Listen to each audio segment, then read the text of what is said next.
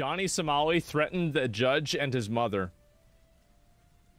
First thing, let's recap where we left off. Shout out North Korea. Shout out Pyongyang. Shout out Kim Jong-un. That's my nigga till the day I die. National Intelligence Security Charges. Anybody know what the that means? Yo.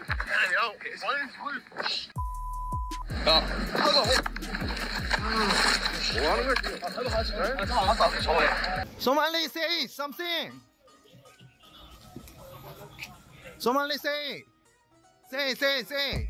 Culture forms the identity of a people. History is the soul that shapes a nation. It is not just a distant memory, but the lifeblood that nourishes pride, the thread connecting millions across generations. It is so sacred that no one, not even leaders of global superpowers, would dare to show it disrespect. Yet Ramsey Khalid Ismail, also known as Johnny Somali, blatantly trampled on all of those values, not once but time and again, with boundless arrogance and unforgivable audacity.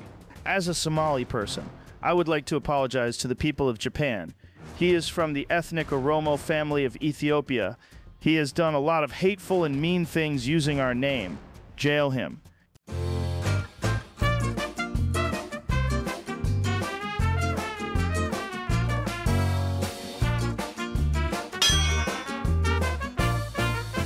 Self-proclaimed as a borderless provocateur, Johnny Somali quickly drew thousands of viewers through his chaotic live streams, where he insulted strangers, secretly filmed women, defied local laws, and called it entertainment art. From Tokyo's bustling streets to Seoul's historic landmarks, he turned every place into a stage for chaos and callousness. But when the livestream lights went off, Johnny Somali was no longer an internet phenomenon. He became a defendant. The videos that once amused viewers became evidence against him. Japan deported him. South Korea sentenced him to 31 years in prison, a record for a streamer. Yet, it still might not be enough. Even the people of Somalia, his homeland, refused to welcome him. How could someone turn attention into a weapon of self-destruction? All for a few views and donations. This isn't just the story of an individual's fall. It's a wake-up call about the toxic content celebrated, shared, and paid for daily on the internet. Today, we'll expose his entire journey from when Johnny Somali was seen as a controversial phenomenon to when he became the poster child for live stream failure. But first, let's go back to the beginning, when his arrogance was still considered entertainment. Just drop in Discord right now. Hop in Discord. Oh, whoa. All you have to say is stop.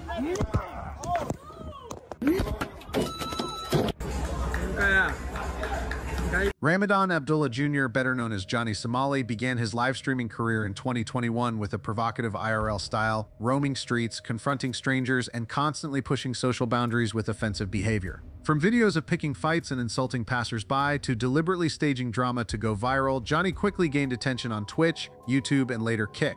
With his fearless persona, he amassed around 50,000 followers on Twitch by 2023 alongside millions of views from clipped videos. But notably, the negative backlash from viewers rather than deterring him fueled his drive. Johnny became addicted to attention, thriving on angry reactions and controversy. Nearly every stream revolved around provoking crowds and escalating conflicts. To keep fanning the flames, he expanded his operations not just in the US, but globally. He branded himself as a travel content creator, but in reality, he was a troublemaker wandering to stir up chaos, secretly filming and deliberately disrespecting local cultures for views. By weaponizing outrage as currency, Johnny created a form of hate content where moral boundaries could be shattered if the payoff was high enough. But like a double-edged sword, this reckless approach began to backfire. As domestic audiences grew numb to his antics, Johnny Somali turned to international targets, especially Asian countries like Japan, where he believed polite cultures would let him bend rules without consequences. Ironically, the place he thought was safest became the one that pushed him to the brink of collapse. With the sole aim of chasing views at any cost, Johnny Somali turned live stream platforms into stages for offensive behavior. Upon arriving in Japan in 2023, he quickly became a focal point of outrage. One of the gravest incidents occurred in August 2023 on a Tokyo subway. In a drunken state, Johnny live-streamed himself confronting a Japanese passenger. He began by referencing Pearl Harbor, deliberately provoking a man sitting nearby. When he didn't get the reaction he wanted due to Japan's culture of avoiding direct conflict, Johnny switched tactics to draw attention. In an offensive mock Asian accent, he shouted, "Hiroshima, Nagasaki, you know what we did to you. You don't know how to behave. I swear to God, if you don't act right, we'll do it again." Hiroshima, Nagasaki. Hiroshima, Nagasaki, you know what we did to you. Hiroshima, Nagasaki, we destroy. These words weren't just historical blasphemy, but a direct attack on the painful memory of the 1945 nuclear bombings, which killed hundreds of thousands and left permanent scars on Japan's psyche. The video rapidly spread across social media, not just in Japan but worldwide, sparking unprecedented outrage. The international public, including those from Johnny's homeland, couldn't tolerate his actions. A Japanese American living in Japan for 35 years commented on X, "As an American in Japan, I find him a disgrace. He deserves 3 years in jail, the maximum fine, and deportation. Prison time is necessary for him to learn his lesson." A Somali native added, "I apologize to the Japanese people. He's of Oromo descent from Ethiopia but has done many toxic things under the Somali name. Lock him up." But Johnny didn't stop. He called Japanese people NPCs, implying they were soulless like video game characters, and boasted, "The more people hate me, the more views I get, the more money I make." In an Osaka live stream, he clashed with popular female streamer Miyako, insulting her. "Oh, a pretty streamer? On Kick? 2,000 views? I only got 1,300. He trashed the Kick platform on her stream, causing her to cry and end the broadcast. This incident ignited fury in Japan's online community, where Miyako was beloved. Johnny's actions didn't just hurt an individual, they provoked an entire community. The public backlash spread rapidly. Outlets like Asahi Shimbun and Mainichi Shimbun branded him a history-offending foreigner. Johnny became a target for local groups. Wherever he went, crowds confronted him, jeering and even engaging in physical scuffles. Everywhere he was demanded to apologize. Under pressure, he issued a public apology. "I don't hate Japan. I said hurtful things by mistake, though it was a long time ago. I came here to party and meet Japanese girls." I don't hate you guys. I don't hate Japan. I said something a little bit hurtful, and I understand that you guys are mad about it. Even though it was very long ago, I want to come here to enjoy Japan. I want to go to the club. I want to smash some Japanese ladies. I want to party. I want to have a good time. But this insincere apology was mocked as a half-hearted effort. He even blamed his audience, claiming they paid him to act out, which only deepened public contempt. "Does he think we're kids?" An ex-user wrote. Instead of stopping, Johnny tore up a Japanese flag, shouted "Fuck Japan," and posted atomic bomb images online. The breaking point came in September 2023 when he disrupted an Osaka restaurant, leading to his arrest for obstructing business. By December, prosecutors proposed a 200,000 yen fine. On January 10, 2024, Johnny was convicted and deported from Japan. Many felt the penalty was too lenient. One comment read, "He should have been jailed. Pity those who had to encounter him in real life." The deportation marked the end of his provocative live streams in Japan. But as an ex-user once said, the word fear isn't in his dictionary. And true enough, Johnny Somali's next stop was South Korea, where even graver troubles awaited. After being deported from Japan in early 2024, Johnny Somali, with his arrogant disregard for consequences, continued his disruptive journey in South Korea, starting in September 2024. Instead of learning from his past, he escalated his shock tactics, crossing cultural and legal boundaries that a nation like South Korea could not forgive. What he did in Japan, provoking, insulting history, and secretly filming locals' reactions, was replicated almost identically in South Korea. But this time, the severity went far beyond. From his first days in Seoul, Johnny followed his old playbook, roaming public places like buses, subways, and streets to cause trouble. He shouted offensive phrases like "Chinese virus," "China," "Huawei," or English, "Speak English, I don't speak Korean," deliberately harassing locals and recording their reactions for views. These actions, already controversial in Japan, remained his formula for success. But this time, he went too far. The first major incident occurred when Johnny live-streamed himself swaying to Badotai, an imperial Japanese military march, while performing a Roman salute and calling out, "Korea, go fight Japan." This wasn't just ignorance, it was a profound insult to the painful shared history of both nations. Public outrage in South Korea erupted even more fiercely on October 7, 2024, when Johnny kissed a comfort woman statue, a symbol commemorating Korean women forced into sexual slavery during World War II, and declared, "I support Koreans. I love Korea. Everything I did in Japan was for Koreans and Chinese." I stand with the Korean people. Bring it closer to you. Come closer. I stand with the Korean people. I love Korea. And everything that I did in Japan was for the Korean and the Chinese people. Described as ripping open historical wounds, this act sparked unprecedented anger. Undeterred, Johnny printed images of himself kissing the statue and handed them out to passers-by, prompting one furious man to attack him on livestream. The widely shared footage marked a turning point. South Koreans no longer saw him as a mere troublemaker, but as a nuisance demanding punishment. Under public pressure, Johnny issued an apology on November 6, 2024. "I want to apologize to the Korean people. I didn't know the statue's significance. I was just trying to create entertaining content." But this insincere performative apology only intensified the outrage. Instead of stopping, he escalated his disruptions with increasingly absurd acts, carrying a bag of rotten fish through Seoul streets, dumping instant noodles on a convenience store counter after being banned from drinking, and even running around in underwear shouting, "Call the police, I'm Johnny Somali," as if taunting an entire nation. Major newspapers condemned him, while online communities hunted for his whereabouts, with some offering a 1 million won-tom or $750 taller. These actions turned Johnny into a symbol of cultural disrespect, infuriating both the online community and locals. But Johnny didn't stop there. He began dragging North Korea into his live streams, a deeply sensitive topic in South Korea. During a broadcast near the inter-Korean border, he declared, Thank the Lord, thank God. Shout out Kim Jong-un, shout out Pyongyang. I'm gonna tell y'all one thing. The reason why I respect North Korea is because they're dystopian. They are a, fascist place, but they don't lie about it. South Korea is just as fascist. You just lie about it. I touched the statue, so you guys are trying to silence me, murder me, and then jail me. So I might as well be in North Korea. He further taunted South Korea's National Intelligence Service. They say the National Intelligence Service gonna come get me. Tell them niggas come find me. I ain't scared of them niggas. Shout out North Korea. Shout out Pyongyang. Shout out Kim Jong-un. That's my till the day I die. Until Kim Jong-un nuke this shit, I just don't want to be here when Kim Jong-un press that red button. They nuke this shit so shit turn to Fallout New Vegas. No, please, Kim Jong-un, press that button.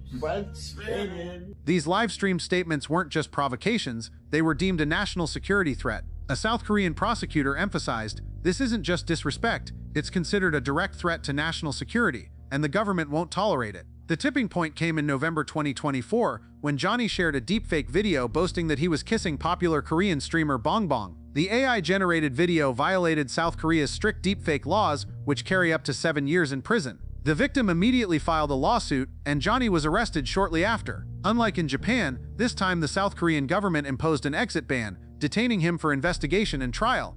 The first trial took place on March 7, 2025.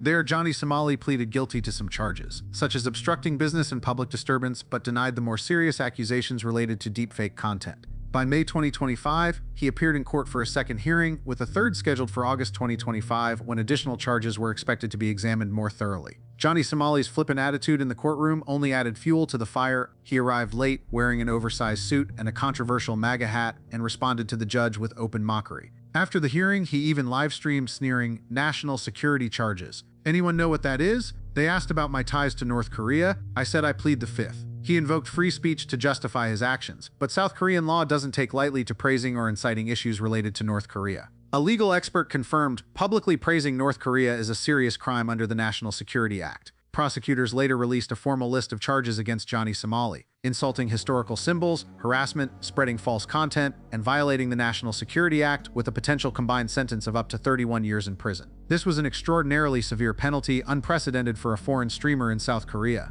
Johnny Somali was not only branded an undesirable foreigner, but also banned from major platforms like Twitch and Kick. His case sparked international debate about the line between controversial content and punishable behavior. With no audience, no platforms, and no freedom left, all that remains is a man who drove himself to rock bottom, met with the cold silence of the law.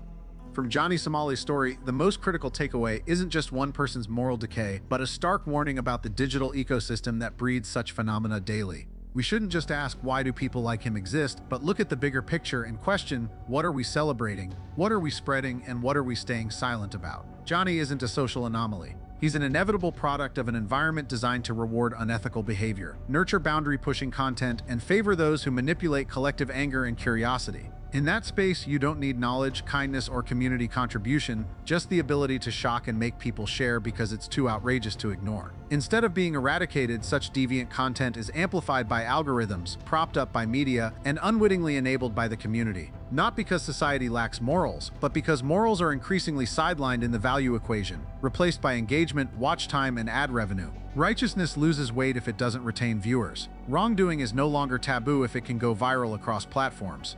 In that world, Johnny Somali isn't a stray. He's a master of the game. We live in an era where fame is no longer a reward for talent or contribution, but for being loud. When society fails to build value-based guardrails, those who strive to do right, act kindly, or build meaningfully are overshadowed by the spotlight on those who break every norm. True talent is drowned out by scandal. Genuine creativity is left behind by sensational stunts. Anything can become content, even harm, offense, or the erosion of human decency. So what's left when it's all over? When the lights go out, platforms ban accounts, and the law steps in. What remains for those who climb to the top by trampling moral boundaries? Nothing but a tainted name and a digital archive they can't erase. The deeper question isn't just for them, but for us, the viewers, sharers, commentators, and laughers who keep the engagement soaring. In a system where virality depends on user behavior, the audience isn't blameless. Every unquestioned view, unconsidered share, or silent scroll normalizes what should be restricted. Let's be clear, none of us are entirely innocent. We may not create the content, but we sustain it. We may not cheer outright, but we don't stop it. That gap between action and silence is where phenomena like Johnny Somali are born, thrive, and spread. Instead of asking why do people like Johnny Somali exist, it's time for the tougher question. Why are so many ready to dismiss decency and idolize those who trample it?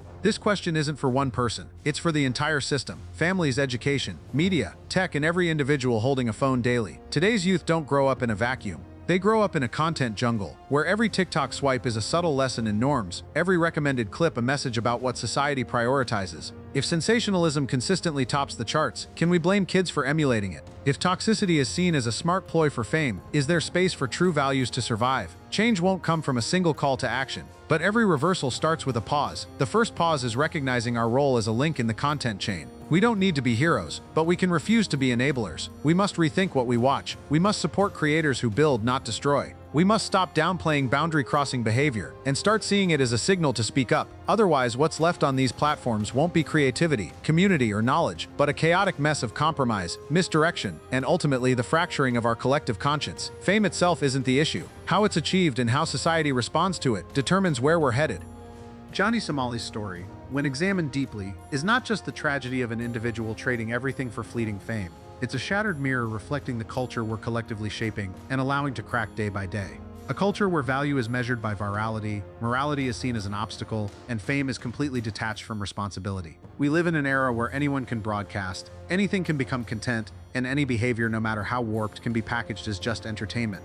But the truth is, when entertainment lacks conscience, the line between human and tool begins to vanish. We're no longer consuming content, we're consuming others' pain as a 24/7 commodity. And the more someone is willing to break moral boundaries, the easier it is to be called a trendsetter. In that world, the boundaries between art and manipulation, humor and offense, free expression and social irresponsibility become dangerously fragile. If no one dares to redraw those fundamental lines, society won't just produce more Johnny Somalis, it will start losing the collective ability to distinguish right from wrong. Thus, the ultimate lesson isn't pointing fingers at the wrongdoer, but a responsible nod toward ourselves. Content freedom is precious, but it should never be severed from moral obligation. When content reaches millions, shaping an entire generation's emotions, every post, video, expression, and behavior on camera becomes a brick in the foundation of our culture. And that culture, whether positive or negative, mirrors what we endorse, forgive, or ignore. We're not just victims swept along, we're also indirectly nurturing that culture through our daily actions. Every view is a vote, every share is a voice, and every silence is tacit approval. We might think we're just watching for fun, that a single click changes nothing, but that apathy, multiplied millions of times, is what turns deviance into trends, sensationalism into strategy, and infamy into a formula for success. The future of the digital space, and beyond that, the future of social interaction, collective learning, and shared moral values, doesn't lie in the hands of a streamer, an algorithm, or any censorship body.